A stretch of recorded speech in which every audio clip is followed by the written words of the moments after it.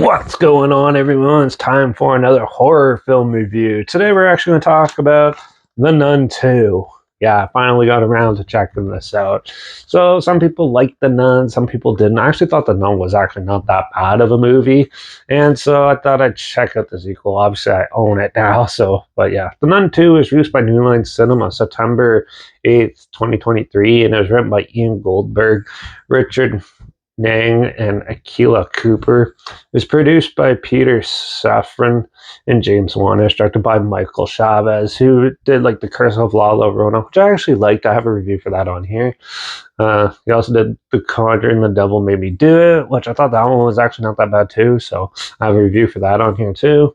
But he also did The Maiden, and he's also been working on The Conjuring Last Rites, the new Conjuring movie. So, yeah. The Nun 2, well, is about Sister Irene, who is back, and she has to go into a monastery, like a young girl monastery, where a demon or something along those lines is causing mayhem and scaring the young girls and stuff. And she comes to see what's going on, see if she could help take care of it. And it turns out it's the evil force of Valak, the demon nun. And she has to once again face off against her and rid the place of evil. So this is pretty much a rehash of the first one. It does have some interesting characters in it and stuff. I thought the characters were actually pretty more interesting and some of them more developed. There's certain side characters that try to help her, try to be more than what they actually put into them. So it kind of just like falls flat in certain scenes and stuff. And yeah, they did try to add more emotional scenes to this and stuff, but you can definitely tell this is the Conjuring universe. This is Jump Scare City in this, and a lot of them you can see from a mile away, and there's a lot of fake out ones too. No, which can get annoying and stuff. The story's pretty basic, and for what it is, it does have some pretty cool dark visuals, especially near the end when Valak actually shows up. And yeah, but they really beat her so easily, and it's just like you didn't put any effort into it. Why did I sit through this whole movie to see a good final showdown and you end it in 2 minutes? Like, it's not that pleasing and stuff. Or at least like in The Nun, it took them a while to figure out how to do it.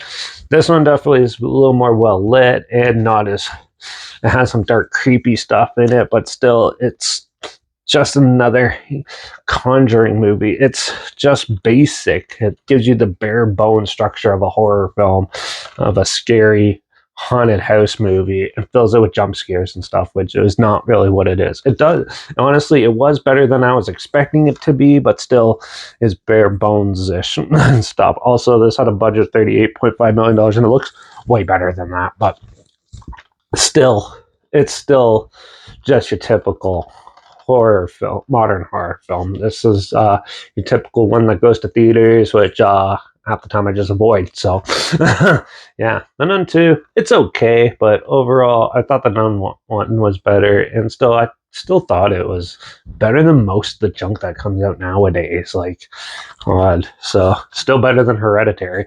So I'm gonna give The Nun 2 a 2.5 out of 5. It was amusing enough, and it was well shot and well acted.